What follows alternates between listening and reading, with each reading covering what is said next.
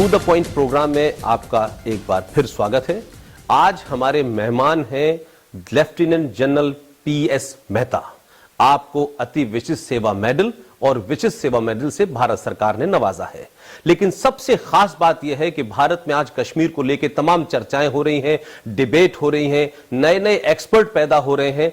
लेकिन जो son of the soil की सोच है कि सन ऑफ द सॉइल, मैं कह सकता हूं कि जनरल पीएस मेहता साहब का परिवार कश्मीर में ही पैदा हुआ। उनकी मां भी कश्मीरी, उनके पिताजी भी कश्मीरी। उनके पिताजी ने एज ए कर्नल आर्मी को सर्व किया और उसके बाद जनरल पीएस मेहता खुद लेफ्टिनेंट जनरल के पद से रिटायर हुए, अभी हाल में रिटायर हुए हैं। वो न सिर्फ कश्मीर की पॉलिटिक्स को समझते हैं, कश्मीर की बारीकियों को समझते हैं, बल्कि कश्मीर के भारत और पाकिस्तान के बीच में किस तरीके के हालात हैं उसको भी समझते हैं, और हमारे क्या एडवांटेज हैं और पाकिस्तान के क्या एडवांटेज हैं उन बारीकियों को समझते हैं। लिहाजा आज का जो हमारा इंटरव्यू है वो इसलिए महत्वपूर्ण हो जाता है कि तमाम वो लोग जो कश्मीर में कभी जाते नहीं हैं, कश्मीर से कोई उनका वास्ता नहीं होता, लेकिन कश्मीर के ऊपर बड़े बड़े बयान वो दे देते हैं। मैं आज के इस प्रोग्राम में पीएस मेहता साहब का स्वागत करता हूं। थैंक यू, धन्यवाद जी। मेहता साहब, मेरा आपसे पहला सवाल यह है कि कश्मीर की जो वर्तमान स्थिति है वो किसी से छुपी नहीं है, और कश्मीर को आपने लंबे समय तक देखा है, 1 लाख की फौज को कमांड किया है।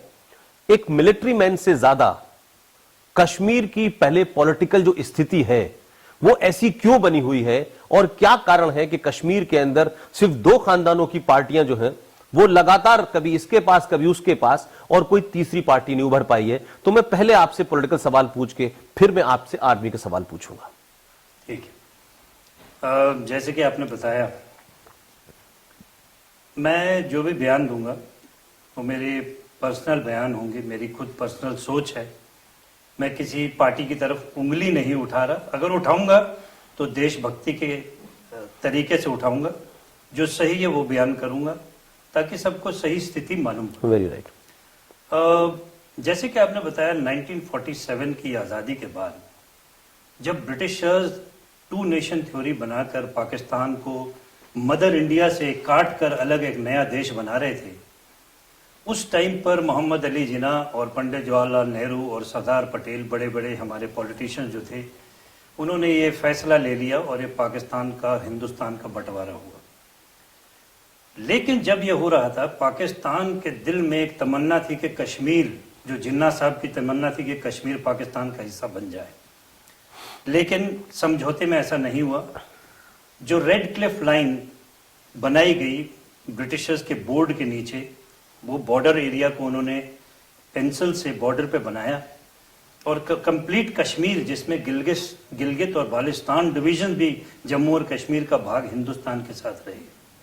इसका एक कारण था कि जो महाराजा थे हरी सिंह उस टाइम पर, वो महाराजा जम्मू एंड कश्मीर थे, और जम्मू और कश्मीर पहले पंजाब का हिस्सा हुआ करता था महाराजा रंजीत सिंह के नीचे, जिन्होंने गुलाब सिंह को, उनके दादा को प्रेजेंट किया था। बाद में ब्रिटिशर्स ने उसको कंट्रोल किया और 75,000 रुपये में, कहा जाता है, दोबारा हरी सिंह को बेचा गया और उनको एक किस्म की उनको कमांड दी वहाँ रूल करने के लिए, किंगडम। जो दिल में तमन्ना थी जिन्ना साहब के जम्मू कश्मीर हमारे साथ मिल जाए पाकिस्तान के, वो हुआ नहीं। तो जब ये पार्टीशन का सिलसिला चल रहा था और ट्रांसफर और पॉपुलेशन हो रहे थे, खासकर पंजाब एरिया में जो मुसलमान इस साइड थे, मुस्लिम लोग पाकिस्तान की तरफ जा रहे थे और वहाँ से हिंदू, सिख और सब हिंदुस्तान की तरफ आ रहे थे। बीच में कत्लेआम शुरू हो गया। इसी दौरान पाकिस्तान ने एक प्लान बनाया हिंदुस्तान के पीठ में छुरा घोंपने का, और उसमें क्या हुआ कि कबायली लोग, जो कि ट्राइबल लोग थे, उनके पहाड़ों से, पेशावर, कोयटा के इलाके से, और मिक्सचर थे लोगों के, वो पाकिस्तान की आर्मी के सिविल ड्रेस में जो ऑपरेट कर रही थी, उनको लीड कर रही थी, वो लेकर उन्होंने कश्मीर के ऊपर बारामूला, पुंछ और लद्दाख के रीजन में हमला बोल दिया और बहुत तहस नहस की। उनका एम था कि इसी ऑपरेशन के दौरान, और जब इस सिलसिला पार्टीशन का चल रहा है, इसमें ये कबालियों के दौरान लूट मार करके और कश्मीर को काबू कर ले। ये स्थिति चल रही थी 25-26 अक्टूबर 1947 में। महाराजा हरी सिंह को जब ये पता लगा कि पाकिस्तान के कबायली और फौज अंदर आ रहे और हमें कैप्चर कर लेंगे या कब्जा कर लेंगे, इस समय एक बड़ी जरूरी बात है कि महाराजा हरि सिंह खुद हिंदुस्तान और या पाकिस्तान किसी से नहीं मिलना चाहते थे।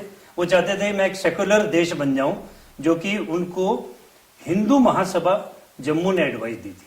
ये हिस्टोरिक बात है, मैं नहीं बोल रहा। ये गलत एडवाइस थी। एक बड़ी खास बात है कि कश्मीरी मुसलमान उन दिनों में भारत से मिलना चाहता था, तो उनमें जो एक भारत से मिलने की भावना उनके दिल में थी।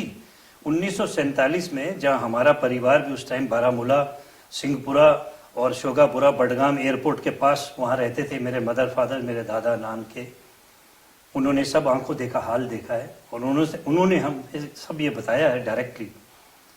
कश्मीरी मुस्लिम औरतें, लड़कियां और बंदे, इन्होंने 303 की ट्रेनिंग ली है, फायरिंग की उसी दौरान, और ये पाकिस्तान कबालियों के खिलाफ लड़े हैं। इनमें वो दिल में जज्बा था, इनमें वो भारत से मिलने की उम्मीद थी और ये पाकिस्तान से मिलना नहीं चाहते। एक बड़ी खास बात है, मैं इसको विस्तार से आगे फिर बताऊंगा। आपने जो क्वेश्चन पूछा मैं उस पर आता हूँ। जब ये सिलसिला चल पड़ा और भारतीय फौज वहां पे बुलाई गई, इंस्ट्रूमेंट ऑफ एक्सेशन साइन किया 26 अक्टूबर 1947 में महाराजा हरि सिंह ने। इसी दौरान पाकिस्तान के एक फॉरेन एमिसरी श्रीनगर आए थे, तकरीबन 20 और 25 अक्टूबर के बीच में। उन्होंने भी एक इंस्ट्रूमेंट ऑफ एक्सेशन का फॉर्मेट लेकर आए थे साइन कराने महाराजा हरि सिंह से, लेकिन किसी वजह से वो साइन नहीं हुआ, नहीं तो वो साइन करते तो पाकिस्तान से मिल जाते। अब मैं एक पॉइंट बताना चाहता हूं, ऑक्यूपेशन आर्मी का जो आजकल सब लोग कश्मीरी भी बोलते हैं कि हिंदुस्तान की आर्मी एक ऑक्यूपेशन आर्मी है, उन्होंने जम्मू कश्मीर को ऑक्यूपाई किया है। ऑक्यूपाई नहीं किया है। इंस्ट्रूमेंट ऑफ एक्सेशन जब साइन किया तो उन्होंने मदद मांगी कि आर्मी भेजो और मुझे बचाओ। तो इंडियन आर्मी जो उन दिनों में 1st सिख और 4 कुमाऊं वहां लैंड करी थी और जिन्होंने ऑपरेशन करके कबायलियों को मारा और भगाया और उड़ी तक वापस ले गए, वो फौज वहां पे बुलाई गई थी, ऑक्यूपेशन के लिए नहीं गई थी। इंडियन आर्मी तो थी नहीं। तो इनके महाराजा के दस्तावेज 26 अक्टूबर 1947 के बने हुए इंस्ट्रूमेंट एक्सेशन के बाद इंडियन आर्मी वहां लैंड करी, बुलाई गई, इनवाइट करी गई, तो इसको ऑक्यूपेशन आर्मी बोलना गलत है। अब रहा एक सवाल, जब इंडियन आर्मी पहुंच गई, जब इन्होंने इनको खदेड़ना शुरू किया कबायलियों को और पाकिस्तानियों को, और वापस बारामूला से आगे उड़ी से भी आगे भगा दिया, तब एक सिलसिला पॉलिटिक्स का शुरू हो गया और वो था शेख अब्दुल्ला। शेख अब्दुल्ला की बड़ी होल्ड थी कश्मीरी अवाम के ऊपर। शेख अब्दुल्ला साहब ने सोचा, उनकी दूरअंदेशी भी थी, कि अगर ये फौज ने वापस भगा दिया इनको मुजफ्फराबाद तक और इधर पुंछ से आगे भिम्बर, मीरपुर, पलांद्री जो एरिया पाकिस्तान पीओके बोलते हैं जिसको, वहां चला गया है, तो उनको वहां पर कंट्रोल नहीं मिलेगा। क्योंकि नीलम वैली के दूसरी तरफ जो अवाम रहती थी वो मोस्टली पहाड़ी थे या गुज्जर कम्युनिटी थी, वो कश्मीरी मुस्लिम नहीं थे। तो इनके डर में था दिल में कि अगर ये कश्मीरी मुसलमान नहीं और वहां के लोग ज्यादा आ गए तो किसी और को वोट मिल जाएगी। सुनने में आता है चौधरी हमीद हुआ करते थे उस इलाके में, वो भी एक पॉलिटिकल सियासी तौर पे लीडर थे, शायद उनको ज्यादा वोट मिल जाती, वो चीफ मिनिस्टर बन जाते जम्मू एंड कश्मीर के। तो इस भावना से उन्होंने पंडित जवाहरलाल नेहरू को, शेख अब्दुल्ला साहब ने किसी तरह मना लिया और फोर्सेस को, हमारी इंडियन आर्मी को लाइन ऑफ कंट्रोल तक रोक दिया, मुजफ्फराबाद तक नहीं जाने दिया, पुंछ, भिम्बर, मीरपुर, पलांद्री एरिया में नहीं जाने दिया और वहां पर इनको रोक दिया गया। और इसी दौरान यूएन भी आ गई और एक सीज फायर हो गया। तो ये सिलसिला था, शुरुआत थी कि एक पार्टी पॉलिटिक्स, एक होम ग्रोन पॉलिटिक्स की। अब्दुल्ला खानदान, जो आगे फारूक अब्दुल्ला है, अब उनके लड़के उमर अब्दुल्ला है, बीच में एक सियासी फैमिली और खड़ी हो गई मुफ्तीज की, मुफ्ती साहब भी दिल्ली में रहे। तो इन दोनों फैमिलीज ने ये तय कर लिया कि हम किसी थर्ड पार्टी को नहीं आने देंगे। 2-3 पार्टी जरूर उठी, एक JKLF भी उठी, मगर उसको वो अपनी बेवकूफ़ियों की वजह से, गन कल्चर की वजह से, वो सोचा गन से आज़ाद हो जाएंगे और पॉलिटिक्स में आ जाएंगे, उनकी गलती थी, वो फेल हो गए और आज वो सेपरेटिस्ट लीडर बन के बैठे हुए हैं, यासीन मलिक साहब और शब्बीर शाह एंड ये पार्टी। तो पॉलिटिकल पार्टीज इन 2 फैमिलीज ने कंट्रोल करी। नेशनल कॉन्फ्रेंस जो एक ही पार्टी थी पहले, और इसका भी अगर आप बैकग्राउंड में जाइए तो नेशनल कॉन्फ्रेंस ये भी पंडित जवाहरलाल नेहरू ने क्लियर किया था कि एक ही पार्टी रखी है जम्मू एंड कश्मीर, वो कंट्रोल कर लेगी। जो आज के हालात में अगर हम सोचते हैं तो एक वो सही डायरेक्शन है, सही फैसला नहीं था। तो ये सिलसिला चला है दो पॉलिटिकल पार्टीज का और खानदान का, डायनेस्टिक पार्टी जो थर्ड पार्टी को आने नहीं देती। मेरी समझ से, मैंने पहले भी कहा था कि अगर कश्मीर का सुधार करना और इस मसले का हल करना है तो कश्मीर के अंदर पहला पॉलिटिकल इनिशिएटिव जो है वो है 2 या 3 पार्टी और खड़ी करना। जम्मू से क्यों नहीं पार्टी खड़ी होती, लद्दाख डिवीजन से होनी चाहिए, डोगरे होने चाहिए, सिख होने चाहिए, कश्मीरी मुसलमान और लद्दाखी लीडर सामने आने चाहिए और पार्टी मल्टी पार्टी सिस्टम बने, लोगों की सोच बटेगी। ये सब चीजें तब जाकर एक पॉलिटिकल इनिशिएटिव के दौरान इस मसले का हल हो सकता है। मैं आज आपने अपने जवाब में एक चीज बड़ी वाजे कर दी जो हम लोग सुनते रहे हैं, हमने पढ़ा नहीं।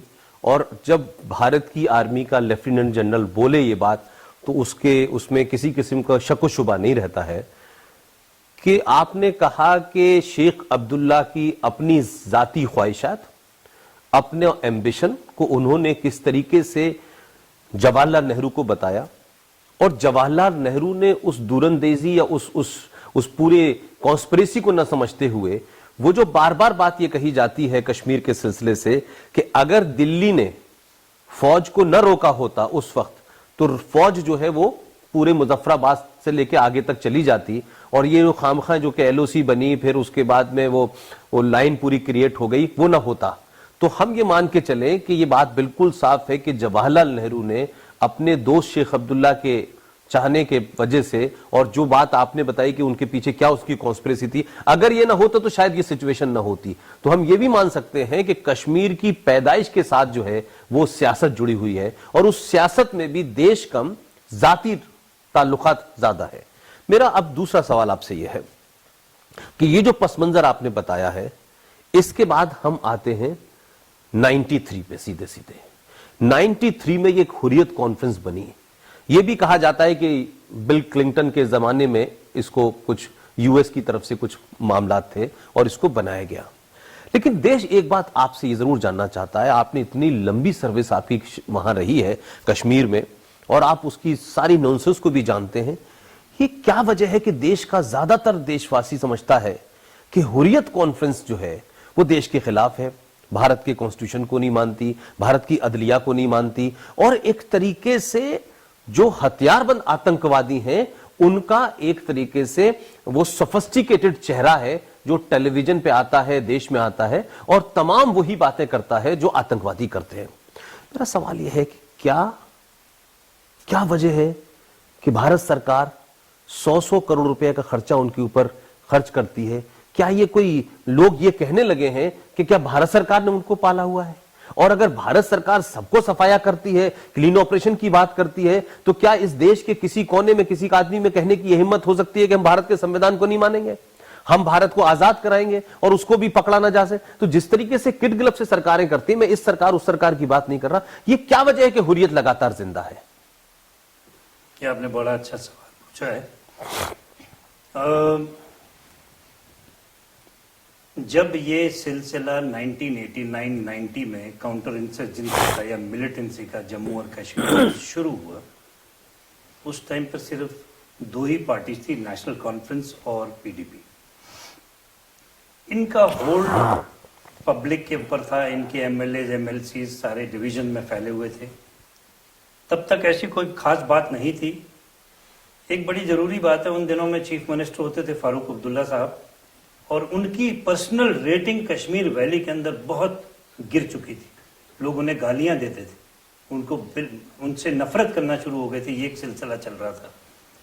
तो उनको दूसरी पार्टी थी पीडीपी। अब पीडीपी भी जो पार्टी थी, दोनों पार्टी की एक खास बात है कि दोनों पार्टी पावर हंगर है, इनको पावर चाहिए, पैसा चाहिए, पोजीशन चाहिए।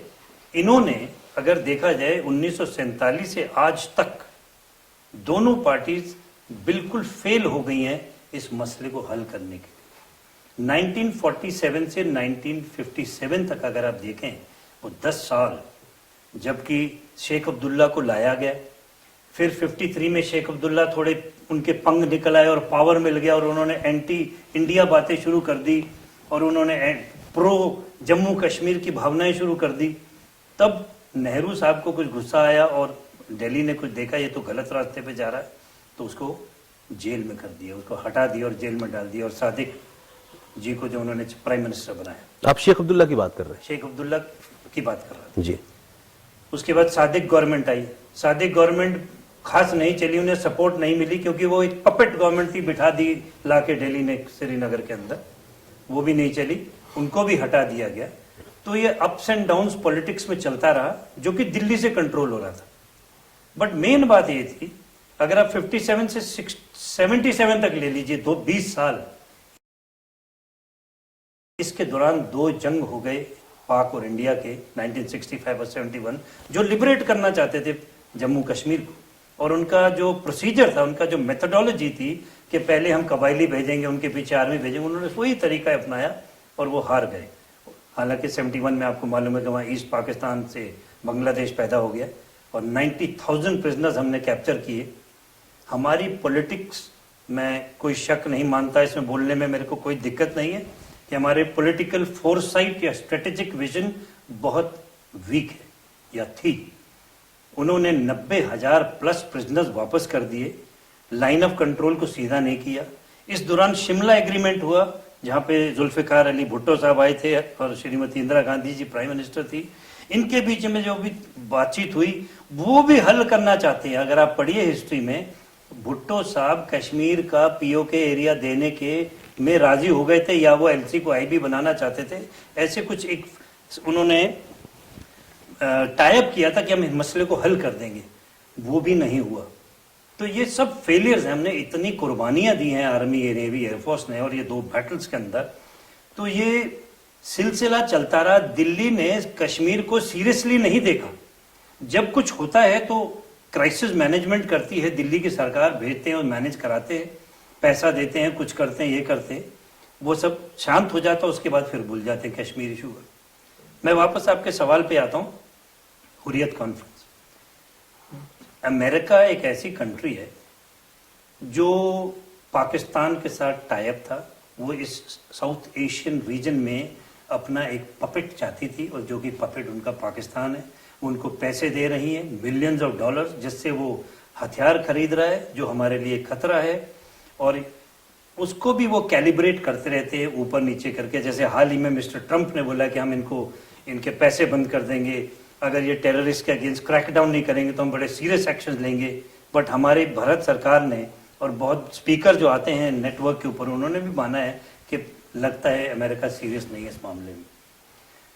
तो अमेरिका ने, जैसे अफगानिस्तान के अंदर भी, अगर आपको मालूम हो, जो तालिबान खड़े किए थे वो पाकिस्तान के थ्रू किए थे। अफगानिस्तान में ऑपरेट करने के लिए उन्होंने तालिबान पैदा किया, एक फ्रैंकनस्टीन बनाया, उसको रेडियो कम्युनिकेशन दी, उनको हथियार सप्लाई किए। अब वो सेम प्रोसीजर हुर्रियत कॉन्फ्रेंस के माध्यम से जम्मू कश्मीर में करना चाहते हैं। अब इसकी, जैसे आपने पूछा, इसकी फंडिंग क्या अमेरिका से आ रही है, ऐसी कोई मेन इनपुट है नहीं, मेरी नॉलेज में तो नहीं है। मगर फंडिंग थ्रू दिल्ली या आईबी, इसके बारे में हमने भी सुना है कि आईबी इनको फंड करती है, जो कि नेशनल डेलीज में आता है और ये रिपोर्ट किया गया है। तो रॉ भी देख रही है कुछ हद तक इस चीज को। तो ये डबल गेम कैसे खेली जा रही है और दिल्ली क्यों खेल रहा है? क्या ये सिलसिला को चालू रखना चाहते हैं? एक सम टाइम बैक एक बड़ी खास बात किसी ने बोली थी और इस पर आर्टिकल भी आया था कि जम्मू एंड कश्मीर में जो काउंटर इंसर्जेंसी चल रही है, ये एक इंडस्ट्री बन गई, industry for everybody, for police, for forces, for politicians, for separatist, for local अवाम। पैसा पैसा पैसा। अगर मैं डिटेल में आपको बताऊं क्या क्या हेडिंग में पैसा जा रहा है, वो मैं बताऊंगा नहीं, क्योंकि थोड़ी सी वो अलग बात है, मगर समझदार के लिए इशारा बहुत है कि करोड़ों रुपए जो पिछले 30 साल में पंप किए जा रहे हैं कश्मीर में, वो कहाँ जा रहे हैं? आप कश्मीर के लोलाब डिस्ट्रिक्ट में चले जाइए, तंगधार में चले जाएं, अब किसी भी रिमोट कॉर्नर में चले जाएं, आपको कोई घर कच्चा नहीं मिलेगा। हर घर में 2-2, 3-3 गाड़ी खड़ी मिलेगी। उनके बिजनेस अब डायरेक्टली बॉम्बे, दिल्ली, कलकत्ता, मद्रास, बेंगलोर में डायरेक्ट होते हैं, और फॉरेन कंट्रीज में Malaysia, China, Singapore, all over direct होते हैं। गोवा तक कश्मीरी लिए हुए प्रॉपर्टीज, इन्होंने ऑल इंडिया में प्रॉपर्टी खरीद ली है, प्रॉपर्टियों के मालिक हैं। ऐसा कोई मॉल नहीं है बड़े मेट्रोपॉलिटन सिटीज में जहां आपको कारपेट या कश्मीरी हैंडीक्राफ्ट की दुकान नहीं मिलेगी। अगर आर्टिकल 370 ये कहता है कि आप वहां कुछ नहीं ले सकते, तो ये कैसे यहां ले रहे हैं? ये वहां आजादी मांग रहे हैं और यहाँ पे पूरे हिंदुस्तान में फैले हैं। हिंदुस्तान पे के इंस्टीट्यूट्स में इनके बच्चे पढ़ रहे हैं, नौकरियां कर रहे हैं। Coming back to Hurriyat, Hurriyat एक ऐसा भूत या एक ऐसा प्लेटफॉर्म क्रिएट किया गया जो एंटी नेशनल था, और खासकर गिलानी साहब और उनके जो बंदे हैं, उनके जो पार्टी मेंबर्स हैं, वो हमेशा एंटी नेशनल बात करते हैं। अब पिछले साल 16 से नेशनल इंटेलिजेंस एजेंसीज ने जब देखा कि अब बहुत बुरा वक्त आ गया और ये बहुत ही संगीन रास्ते में जा रहे हैं, तो उन्होंने इनके ऊपर रेड्स करने शुरू कर दी और काफी अरेस्ट हुए, जो आपको मालूम। उससे फंडिंग चैनल क्लियर हुआ है। ये एक ऐसा पॉजिटिव एक्शन है जो कि कश्मीरी आवाम को खुद समझ आया है कि जाने जा रही है कश्मीरी के बच्चों की, उनके आवाम की। मिलिटेंट जो कश्मीरी हिजबुल मुजाहिदीन लोकल टेररिस्ट है, वो भी कश्मीरी आवाम है, वो भी मर रहा है एक आज़ादी के चक्कर में, मगर पैसे खा रहे हैं और उनको बेवकूफ़ बना रहे हैं, उनको आगे मौत में धकेल रहे हैं। ये अब आवाम को कुछ समझ आना शुरू हो गया। तो अगर ये बात आवाम के दिमाग में चली गई तो मैं समझता हूँ धीरे धीरे हुर्रियत का जो भूत है ये खत्म हो जाएगा। एक और बड़ा परसेप्शन है, हम लोग भी अपनी बातों में कहते रहते हैं कि एक ऐसा नरेटिव क्रिएट कर दिया गया है जनरल साहब कि जम्मू कश्मीर विवादित, जम्मू कश्मीर विवादित, जम्मू कश्मीर विवादित। अगर हम लैंड एरिया की बात करें, आप भी अपने इस डिबेट्स में कहते रहे हैं ये बात कि एक बड़ा भाग जो है वो लेह है, फिर उसके बाद जम्मू है। तो कुल मिलाकर के अगर हम ज्योग्राफिया देखें जम्मू कश्मीर का, तो मात्र 15% का इलाका जो है वो वैली का इलाका है। उस 15% के इलाके में भी कुछ इलाके के अंदर ये सारी खलफिशार चल रहा है। तो ये कौन लोग हैं जो सिर्फ वैली के कुछ हिस्से से पूरे कश्मीर को आग में ढकेले हुए हैं और पूरी दुनिया के अंदर जम्मू कश्मीर जम्मू कश्मीर जम्मू कश्मीर चल रहा है? तो क्या ये कोई खास वजह है जिसकी वजह से, या तो जो आपने कहा कि भाई अगर पैसा हराम का आ रहा है तो फिर हराम सोच भी होगी फिर, और फिर आपके अंदर अय्याशी भी बढ़ जाएगी। तो हम तो ये भी देख रहे हैं कि जो फॉरेन मिलिटेंट भी आते हैं वो भी वहां जिस तरीके से हमने उनके रिश्ते देखे कि वो बात तो करते हैं निजाम मुस्तफा की, लेकिन वो लड़कियों के साथ पकड़े जा रहे हैं, वो शराब के साथ पकड़े जा रहे हैं। तो एक तरीके से जो बात आप कह रहे हैं वो एक जैसे प्लेजर इंडस्ट्री भी हो गई है कुछ लोगों के लिए। मैं सिर्फ ये पूछना चाहता हूं कि अभी पिछले लंबे समय से, खासतौर से नरेंद्र मोदी की सरकार सेंटर में आने और सूबे में आने के बाद से ये माना जा रहा था कि कोई हम जड़ पे बात करेंगे और उससे कुछ प्रॉब्लम सॉल्व होगी।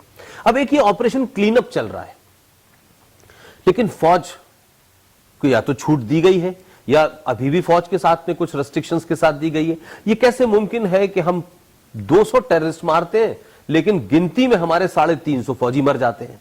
तो क्या भारत का फौजी, मैं समझता हूं कि one of the best army in the world, लेकिन आप ये मुझे बताएं कि ये जो रेशियो है, इसे देख के देश के लोगों के मन में सवाल खड़ा होता है कि एक टेररिस्ट, चाहे वो पाकिस्तान से आए या होम ग्रोन हो या डोमेस्टिक हो, वो इतना पावरफुल होता है कि हमारे 350 जवान मरते हैं और 200 टेररिस्ट उनके मरते हैं।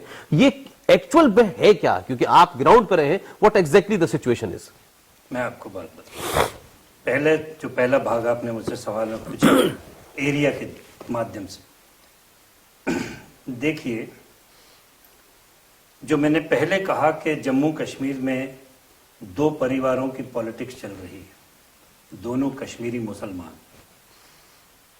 आप शायद ही एक आधे डोगरा या सिख या लद्दाखी पॉलिटिशियन का नाम ले सकते हैं जो पहले रहा हो पावरफुल पॉलिटिक्स में जम्मू एंड कश्मीर में।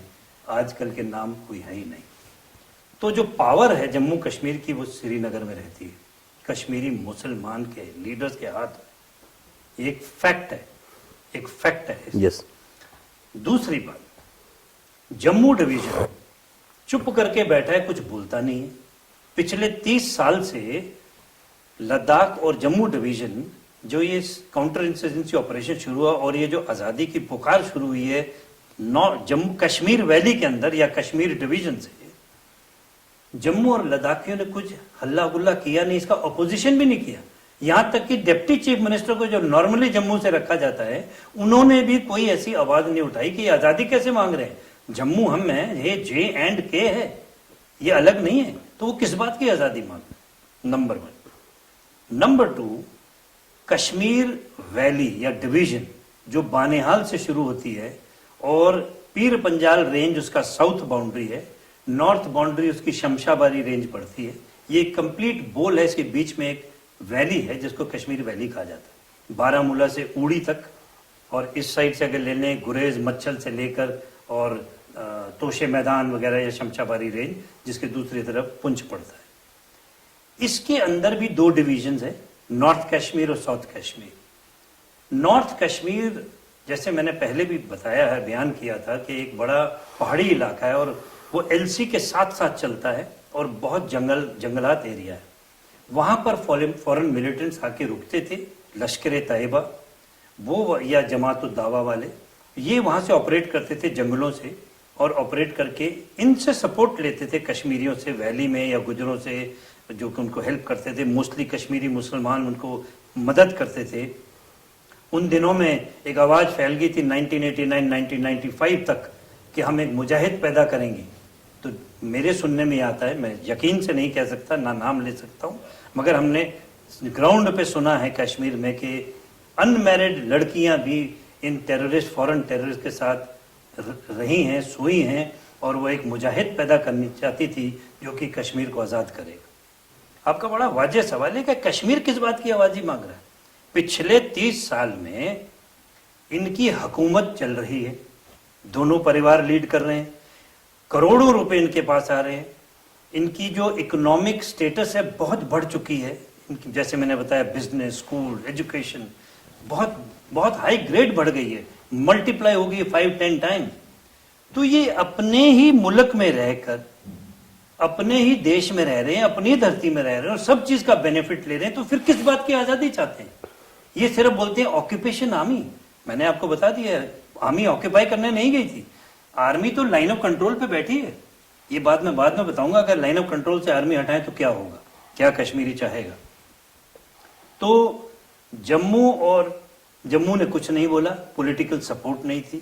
लद्दाख उससे और पिछड़ा हुआ इलाका है। लद्दाख में क्या है, एक लेह है, नीमू, माहे, छोटे छोटे शहर हैं, कुछ नहीं है। कारगिल के बाद लद्दाख रीजन के अंदर कोई डेवलपमेंट नहीं है।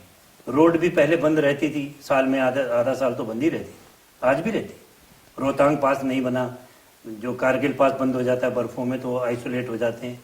वो बेचारे वहाँ बहुत बुरी हालत में रह रहे हैं, बहुत उनको नेचर की मार और नेचर के साथ फाइट करते रहते हैं। उनको पॉलिटिकल उनका कोई खड़ा नहीं हुआ लीडर, तो उनकी तरफ से कोई आवाज़ नहीं उठी।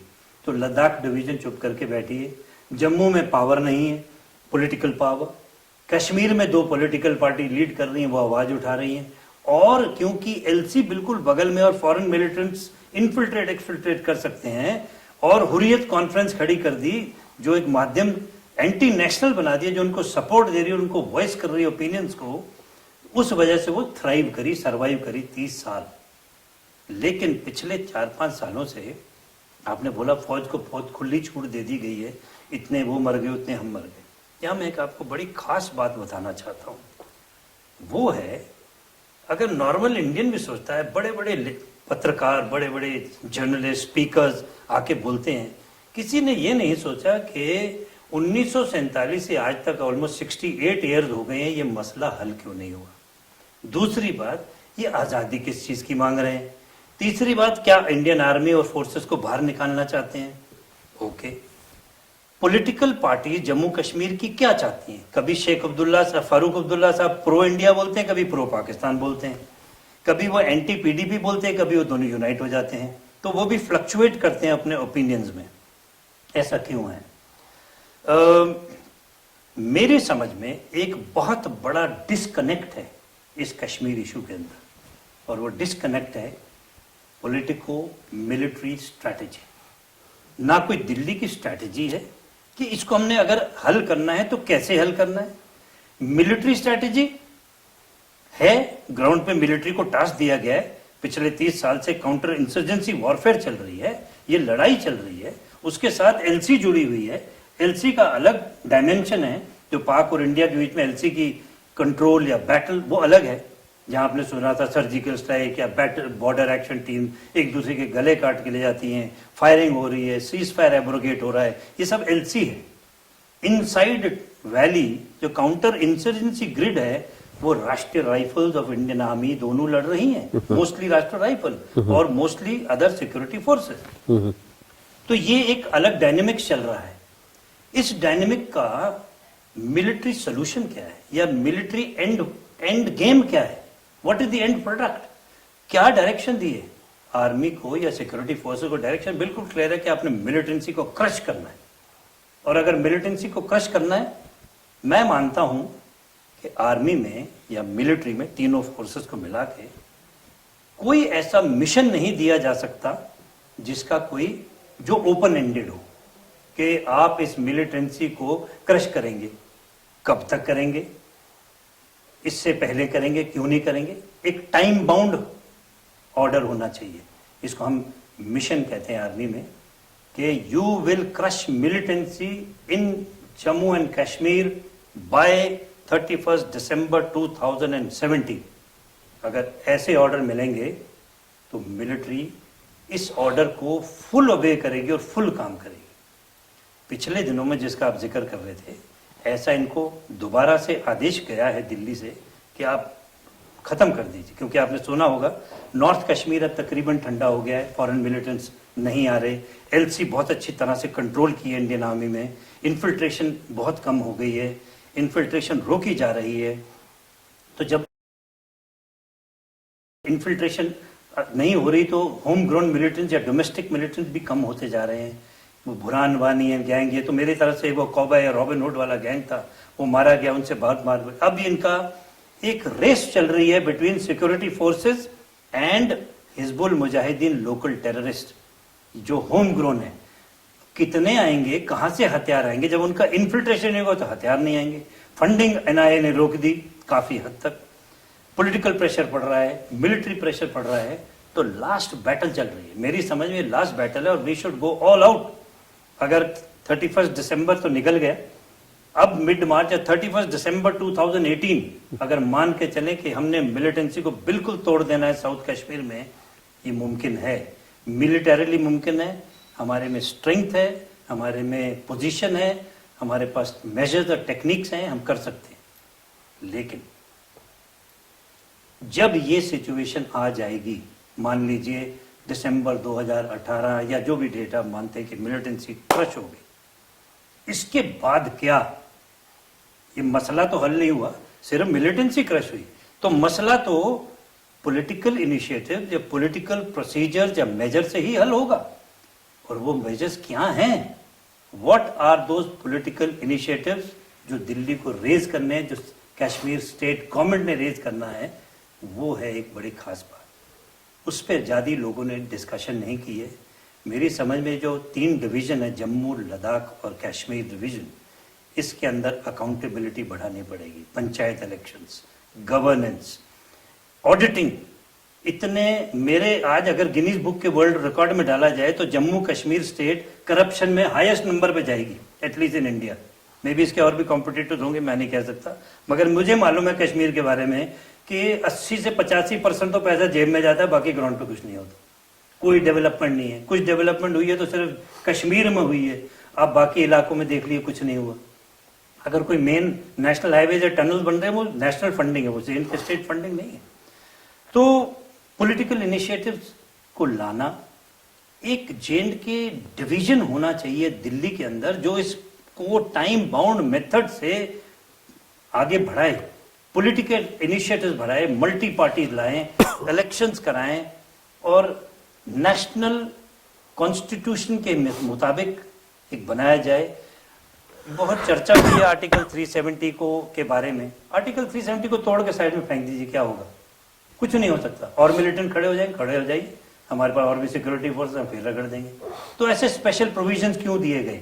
आर्टिकल 370 भी एक ब्लंडर था, आर्टिकल 35 अल्फा भी ब्लंडर था, जो कि प्रेसिडेंट रूल के थ्रू करा दिया गया और पॉलिटिकल पार्लियामेंट्री पार्टी में नहीं आया था, कैबिनेट में नहीं आया था। ये सब चीजें बदमाशी थी शेख अब्दुल्ला साहब की, उनकी दूरअंदेशी और उनकी शातिरपने की।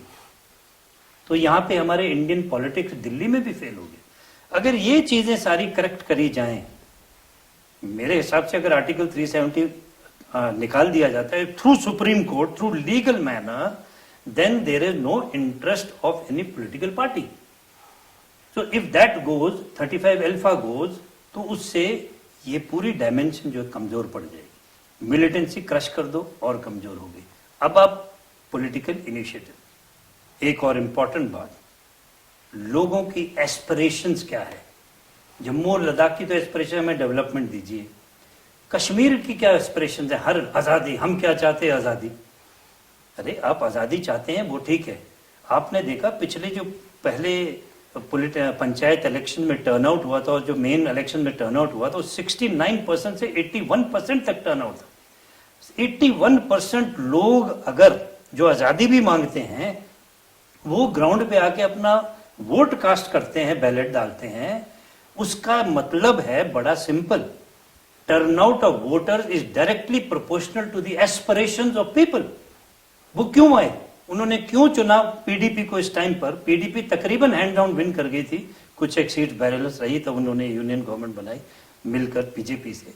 वो क्यों हुआ, पीडीपी को क्यों सपोर्ट दी, क्योंकि शेख अब्दुल्ला की और उमर अब्दुल्ला की पार्टी मिजरेबली फेल हो गई, उनको कोई वोट नहीं मिली। पीडीपी को अब उन्होंने आगे बढ़ाया कि आप हमें गवर्नेंस दीजिए, हमारी स्टेट में डेवलपमेंट लाओ, पीस लाओ, तरक्की लाओ, इसीलिए तो लोगों ने वोट डाला। वो है पीपल एस्पिरेशन।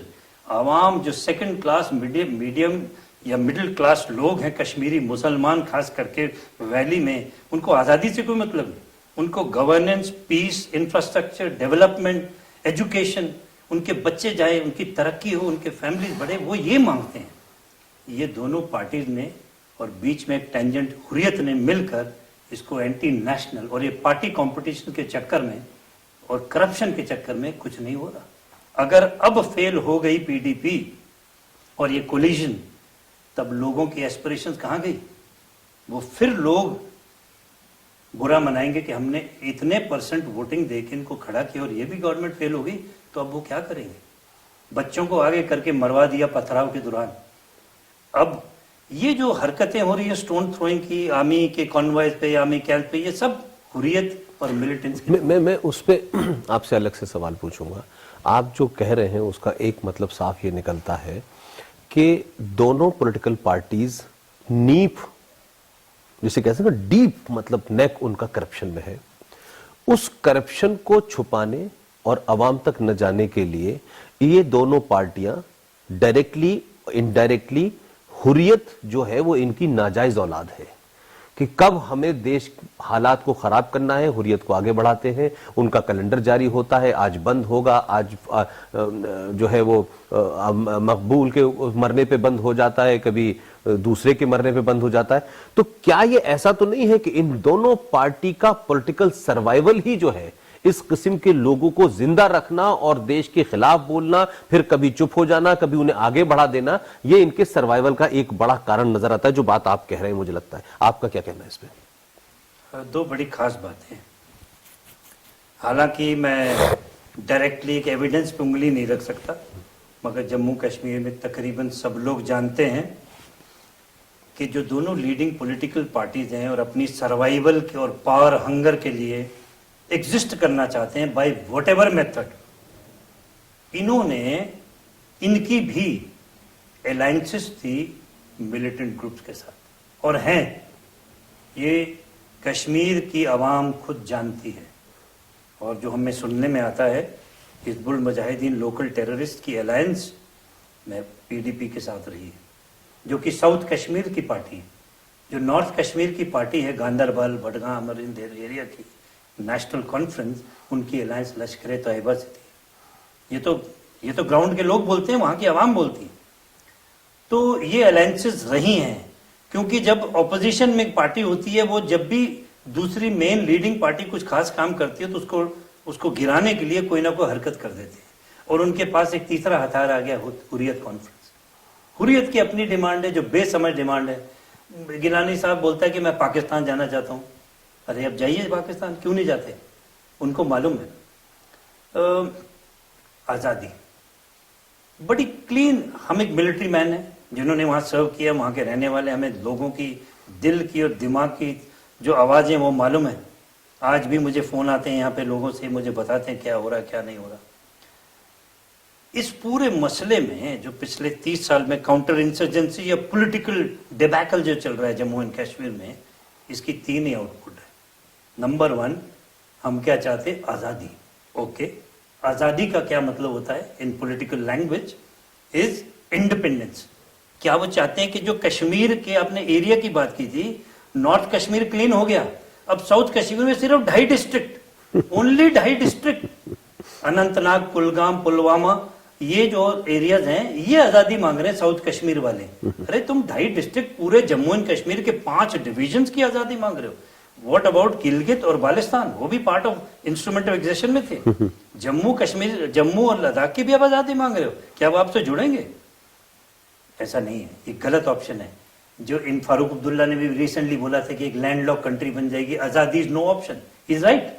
क्योंकि अगर ये कश्मीर को मान लो प्लेब्लिसाइड कर देते हैं या रेफरेंडम हो जाता है और वोट के आधार पे कश्मीर आजाद हो जाता है, मतलब कश्मीर डिवीजन, जम्मू नहीं आजाद हो, ना लद्दाख होगा, गिलगित पाकिस्तान बालिस्तान तो ऑलरेडी पीओके में, तो ये डिवीजन आजाद हो जाता है। उस साइड में बैठा है एक राक्षस पाकिस्तान और इस साइड में दूसरा राक्षस वो हिंदुस्तान। मेरे हिसाब से मिलिट्री माइंड से जब ये कार्रवाई हो जाए, दूसरे दिन दोनों कंट्रीज अटैक कर देंगे इसके ऊपर और फिर कैप्चर कर लीजिए। बड़ा अच्छा सिस्टम है, बहुत अच्छा तरीका है इस मसले को हल करने का कि उसको कैप्चर कर लो। क्योंकि जब प्लेब्लिसाइड हो गया तो इंस्ट्रूमेंट ऑफ एक्सेशन खत्म हो गया, आर्टिकल 370 फिनिश हो गया और ये आजाद हो गए। इन्होंने अपना झंडा परचम लहरा दिया और दूसरे दिन आप अटैक कर दिए। अगर हिंदुस्तान नहीं करेगा तो पाकिस्तान तो 100% करके इनको खा जाएगा। फिर इंडियन गवर्नमेंट से दोबारा मदद मांगे कि हमें बचाओ। फिर इंस्ट्रूमेंट एक्सेशन नहीं होगा, फिर होगा सरेंडर, इंस्ट्रूमेंट ऑफ सरेंडर। तो ये चीज एक ऑप्शन नहीं है। दूसरा ऑप्शन है मर्ज विद पाकिस्तान। रोज मांगते हो पाकिस्तान तो जाइए, मिल जाएगी। एलसी के उस साइड में जो है, ये हम कश्मीर के नॉर्थ कश्मीर को इसको मान लीजिए दे देते हैं पाकिस्तान के साथ। ये कश्मीरी दिमाग, कश्मीरी मुसलमान को मालूम है कि जैसे कि पीओके के अंदर आर्टिकल 370 भी नहीं रहा और वहां पंजाबी मुसलमान की टोटल डोमिनेंस है, वहां की कश्मीरी अवाम तो रही नहीं। चंद एक फैमिली बची है नीलम वैली के अंदर, या चिनारी, चकोटी, मुजफ्फराबाद में तो है ही नहीं, मेरे ख्याल एक आधी होगी, लेकिन नीलम वैली जो कश्मीर, पूरी, बारामूला, तंगधार के बॉर्डर के पास, वहां कुछ फैमिलीज बची हैं कश्मीरी मुसलमान प्योर। तो ये कश्मीरी मुसलमान को मालूम है जब पंजाबी मुसलमान आ गया कश्मीर में मर्जर के बाद तो इनकी कश्मीरियत खत्म हो जाएगी। ना जमहूरियत, ना कश्मीरियत, ना वो जो बोलते रहते हैं, वो सब डूब जाएगी। और ये मेरा मानना, मैं वहां का रहने वाला हूं, कोई कश्मीरी नहीं चाहता कि हम पाकिस्तान से मिले। ये सब बकवास है, ये ब्लैकमेलिंग का, blackmailing. It is a method of keep this insurgency simmering because it's an industry for making money now. Secondly, thirdly, merge with India. तीसरी ऑप्शन, इंडिया के साथ अब ओपनली मर्ज कर बोल नहीं सकते, दोनों पार्टी नहीं बोल सकती। मेरी सोच से पीडीपी और एनसी को अब प्रॉम्प्ट करना चाहिए, जिनके रिप्रेजेंटेटिव दिल्ली में भी रहते हैं। एक होम मिनिस्टर थे पहले, अब फारूक अब्दुल्ला साहब है, तो एक दिल्ली में रहता है, दूसरे चीफ मिनिस्टर रहते हैं, उनके बेटे। ये बड़ा अच्छा फॉर्मूला है। Fathers in Delhi, children in Kashmir leading the parties, और वाइस वर्सा टेक टर्न। तो ये जो सिस्टम है, इनके अंदर नेशनलिज्म बढ़ानी पड़ेगी। इनको बताना पड़ेगा कि if you do anything unconstitutional, अगर आप स्टेटमेंट भी अनकॉन्स्टिट्यूशनल बोलेंगे, दैट इज योर एंड, आप खत्म। इसके बाद चलिए तिहाड़ जेल में, ट्रीजन के चार्ज में। क्यों नहीं बोलते, हम डरते क्यों हैं? हर चीज में पॉलिटिक्स। तो एक बड़ा संगीन सा ये डायनेमिक और highly flexible kind of arena है। इसमें इसको कैसे डील करना है किसी को मालूम नहीं है, फ्रैंकली बताऊं तो मेरी समझ में, क्योंकि इतना मल्टी डायमेंशनल एस्पेक्ट है। इसको सुधारने के लिए मल्टी प्राउंड अप्रोच चाहिए। एक बात मैं इसी लिहाज में बोलना चाहता हूँ। चंद एक दिन पहले मैं कुछ कश्मीरी लड़के और लड़कियों से मिला था जो पढ़े लिखे हैं, जो बाहर, कश्मीर के बाहर, पंजाब में, दिल्ली में और स्टेट्स में नौकरियां कर रहे हैं, बड़ी वैलिड और अच्छी नौकरियां कर रहे हैं। मुझे उनको मिलके मुझे दिल में बहुत खुशी हुई और मैंने उनसे गुफ्तगू की। मैंने उनसे पूछा, भाई आप यहाँ काम कर रहे हैं, बिल्कुल खुश है, हम बड़े अच्छे खुश हैं, कि अब आज़ादी कहाँ गई आपकी? बोला सर वो तो सब बकवास है, वहाँ के लोगों को मालूम नहीं क्या बोलते। तो उनकी भी एस्पिरेशंस हैं। तो बच्चों ने स्टोन पेल्टिंग करी, मारे गए, कुछ ब्लाइंड हो गए, फिर एनआईए ने उनको, इनके फंडिंग चैनल को एक्सपोज किया। अब ये बाहर देख रहे हैं डेवलपमेंट और डेवलपमेंट, द स्टूडेंट और आवाम। मेरे समझ से जो मेन फॉर्मूला आज जो मेरे मन में घूम रहा है वो ये है कि कश्मीर के बच्चों को स्कूल्स और कॉलेजेस की साइक को बदली किया जाए। उनकी जो साइकोलॉजी जो 1989-90 में पैदा हुआ था, आज देख लीजिए 28-29 साल का बच्चा ग्रेजुएट हो गया या पोस्ट ग्रेजुएशन कर रहा होगा या कर ली होगी, उसकी साइक को चेंज करना है। उसने सिर्फ ऑक्यूपेशन आर्मी सुना, उसको ये मालूम नहीं है कि ऑक्यूपेशन नहीं है, इन्वाइटेड आर्मी है। तो उसकी साइक चेंज करनी है, उसके लिए वर्ल्ड को खोलना है, और अगर वो खुल गया तो उसके पेरेंट्स भी खुल जाएंगे। जो इनकी समझ बदली होगी, इनके पेरेंट्स की समझ होगी, और वो आवाम की समझ होगी, और वो नेशनलिस्ट फीलिंग्स है। मेरा 2 आखिरी सवाल आपसे चाहता हूं मैं। एक तो ये जम्मू कश्मीर में या वैली में खासतौर से आप जिस तरह से आवाम से हैंडल करते हैं, चाहे वो स्टोन पेल्टर्स हो, चाहे वो हुर्रियत के लोग हों, चाहे वो इस तरीके से आर्मी के पूरे पूरे कन्वॉय को घेर लेते हैं, आप जब ऑपरेशन करते हैं उस वक्त वो पीछे से आके पत्थरबाजी करते हैं और उसकी आड़ लेके मिलिटेंट भाग जाते हैं। अभी हाल के दिनों में हमने 2 घटनाएं देखी कि एक वो मेजर पहले जिनको जीप पे जिन्होंने बांध करके वो कश्मीरी को ले गगोई को, और अभी हाल में आदित्य का नाम आया कि उन्होंने गोली चलाई। क्या ऐसे सर्कमस्टांसेस में जहां हिंदुस्तान की आर्मी को अपने ही देशवासियों को हैंडल करना पड़ रहा हो, रेस्ट्रेन बरतना पड़ रहा हो, और बहुत एक्सट्रीम सिचुएशन में जाके वो सिचुएशन उनको डिसीजन लेना पड़े कि उनको गोली चलानी है, इस किस्म की घटनाएं होती हैं तो भारत की सुप्रीम कोर्ट में भी लोगों को जाना पड़ता है और एक एफआईआर भी हो जाती है, और उस आर्मी के पूरे मॉरल पे क्या असर पड़ता होगा कि जो आर्मी का आदमी अपनी जान जोखिम में डाल के वहां अपने भारत की रिट को बराबर जो है वो वहां मजबूती से बनाए हुए है, उसको चैलेंज करने वाले लोग जो है या उनकी सोच के लोग जो सत्ता में बैठे हैं वो उनके ऊपर एफआईआर तक कर देते हैं। इससे फौज का मोराल, एक तो मेरा सवाल यह है, और दूसरा छोटा सा सवाल यह है कि अगर कोई भी, जिस तरीके से बार बार ये कहा जाता है कि साहब भारत के साथ इतने युद्ध किए पाकिस्तान ने, उसके बाद में पाकिस्तान की जीएचक्यू के अंदर एक डॉक्ट्रिन बनाई गई कि भारत को जो है ब्लीड इंडिया विद 1000 कट्स, तो ये ब्लीड इंडिया 1000 कट का ही हिस्सा है। क्या भारत की आर्मी अगर बहुत इमरजेंसी सिचुएशन हो, जैसा बिल्टअप होता हुआ मुझे नजर आ रहा है, भारत की आर्मी मिनिमम कितने समय में आप समझते हैं कि पाकिस्तान को हेड ऑन लेने में तैयार हो जाएगी? देखिए, मैं आपके सवाल रिवर्स में लेता हूं जी। समय में तैयार हो जाएगी। ये हाल ही में किसी ने स्टेटमेंट बनाई है जी कि क्या इंडियन आर्मी 3 दिन में लड़ाई के लिए तैयार हो जाएगी। जिसने भी ये स्टेटमेंट बनाई शायद उसको आर्मी के प्रोसीजर्स के बारे में कोई ज्ञान नहीं, क्योंकि इंडियन आर्मी जो बॉर्डर को गार्ड करने वाली डिफेंसिव फॉर्मेशंस हैं वो 6 से 12 घंटे में अपनी पोजीशन में पहुंच जाती हैं बॉर्डर के ऊपर डिफेंस के लिए, ताकि दुश्मन की फोर्सेस अंदर ना हो। और खासकर ऑप पराक्रम जो हुआ था 2000 में पाकिस्तान के साथ जंग होने वाला था, उसके जो लेसन्स मिले थे कि हमारे कैंटोनमेंट बहुत दूर और हमने आगे कर दिए, पाकिस्तान ने भी आगे कर दिए, तो आज एक ऐसी सिचुएशन है कि जो हमारी डिफेंसिव फोर्सेस हैं, जो इवन आर्मर्ड फॉर्मेशन हैं, ताकि पाकिस्तान की आर्मर न अंदर आ जाए और उसको रोकना है, वो हम 12 घंटे के अंदर रेडी हो जाएंगे। पहला तो ये बात डिफेंसिव। दूसरी चीज है ऑफेंसिव फॉर्मेशन, जो पाकिस्तान के अंदर जाके उनकी फौज का डिस्ट्रक्शन करेंगे या जो भी ऑब्जेक्टिव उसको कैप्चर करेंगे। हमारे बहुत फोर्सेस दूर फैली हुई हैं। हिंदुस्तान एक बहुत बड़ा देश है, कोयम्बटूर से लेके हैदराबाद से और नॉर्थ तक हमारी फोर्सेस मूव करती हैं।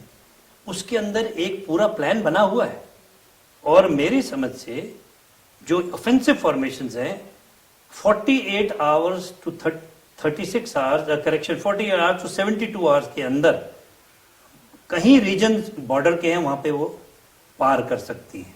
3 दिन के अंदर बिल्कुल पार हो सकती हैं। Armoured formation, tanks, artillery, gun supports, in fact जो हमारी एयरफोर्स है वो तो 6 घंटे में लड़ाई शुरू कर देगी। उनकी कैपेबिलिटी 6 घंटे में, 12 घंटे में complete Indian air force ready for operations. मसला उठा है 3 दिन का। अब रहा जो बाकी की फॉर्मेशन हैं, 3 से 5 दिन में बची हुई फॉर्मेशन भी बॉर्डर क्रॉस कर देंगे। तो ये कहना कि क्या हम तैयार हैं? Indian army, Indian air force and navy एक ऐसी इंस्टीट्यूशन है जो कि सदा लड़ाई के लिए तैयार हैं। We are always ready. हमें ऑर्डर मिलने पर हमारी activities within 6 hours movement start हो जाती हैं ऑल इंडिया बेसिस पे, विद इन 6 आवर्स। तो ऐसा कुछ नहीं है कि हम तैयार नहीं। दूसरा क्वेश्चन, हमें कितना टाइम लगेगा पाकिस्तान को? ये एक मिलिट्री प्लान है। एक मिलिट्री प्लान के तहत हमारा ऑब्जेक्टिव क्या है? मेरी समझ में अगर हमने पाकिस्तान से 2 युद्ध किए, 65 और 71 का मिशन बड़ा क्लियर कर दे, ईस्ट पाकिस्तान को आउट कर दें। हमने वो इसका जो मेन हिस्सा था अवे फ्रॉम मेनलैंड पाकिस्तान को काट दिया, और बांग्लादेश ने अपनी मुक्ति बहनों की सपोर्ट की वजह से या उनकी जो डिमांड थी और उनके ऊपर जो एक्सेशन हो रही थी ईस्ट पाकिस्तान में, वो उन्होंने जेन्युइनली लड़कर अपने आप को आज़ाद करा दिया और वो बांग्लादेश बन गया।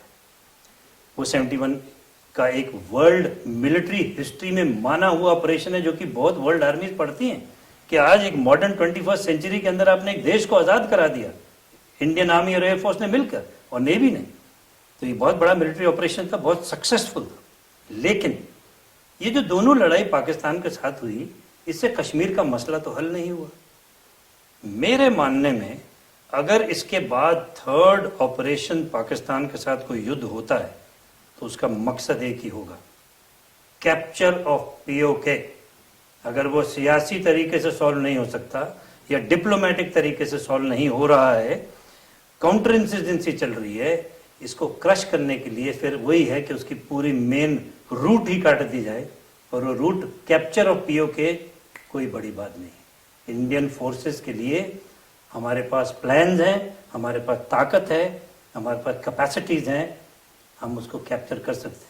रही बात न्यूक्लियर इरेशनल रैटलिंग की पाकिस्तान की, कि आप मेरा बॉर्डर क्रॉस करिए, हम आप पे न्यूक्लियर फायर कर देंगे, करिए, मोस्ट वेलकम, उसके बाद आपका क्या होगा?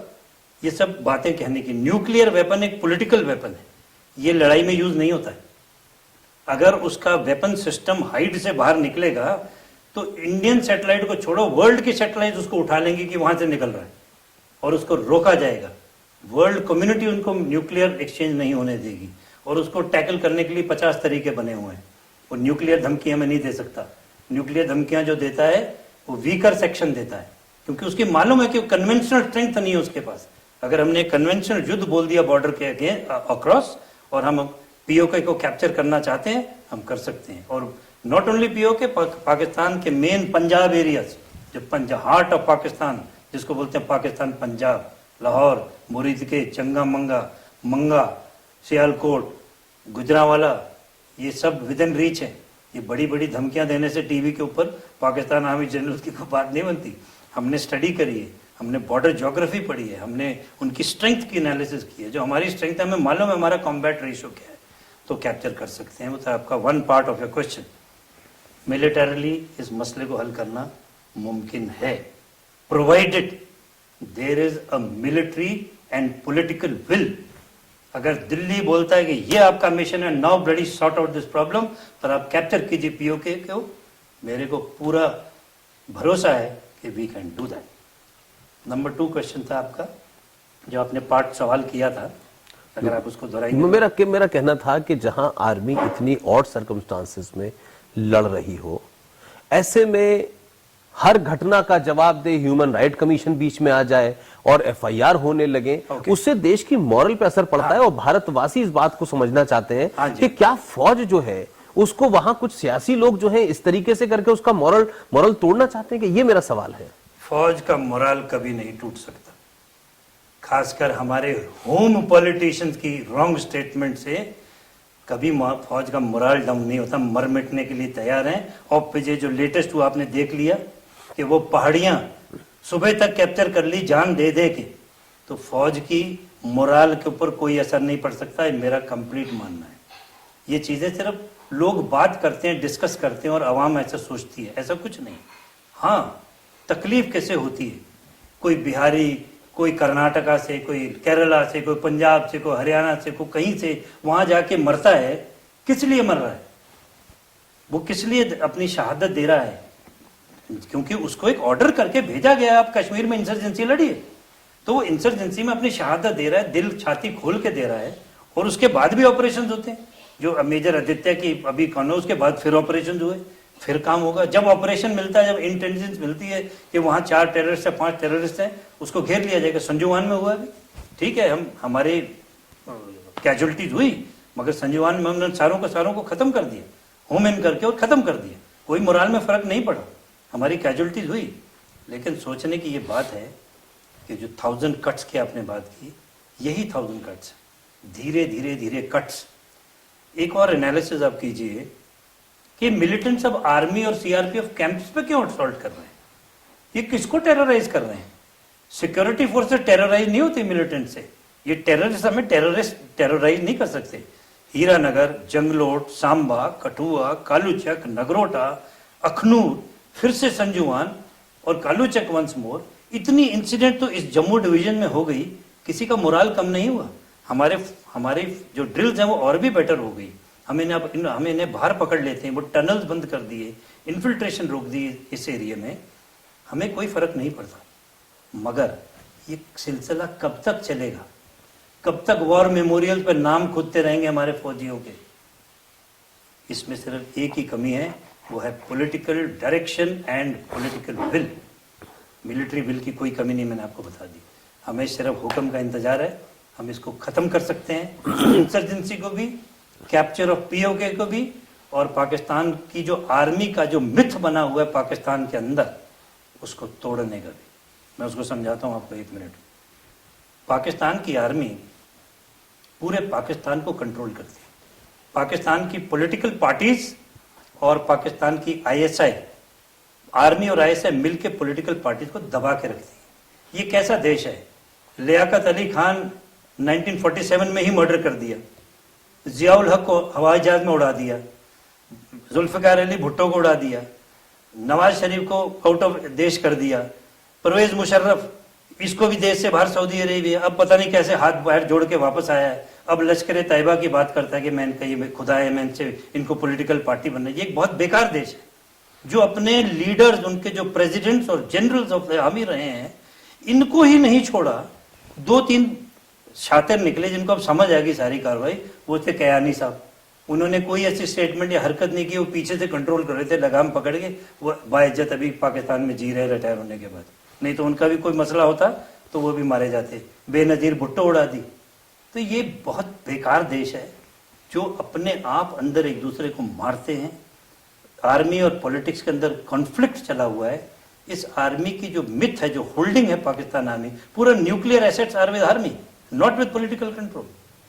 इंडिया में ऐसा नहीं है। इंडिया में nuclear control is with the political parties और द कैबिनेट और द सीसीएस। जो चलाने वाले हैं वो अलग बात है, वो तो नीचे की फौज है, ठीक है भाई ले जाओ चलाओ, वो अलग है। तो यहाँ बड़े सिस्टम्स हैं।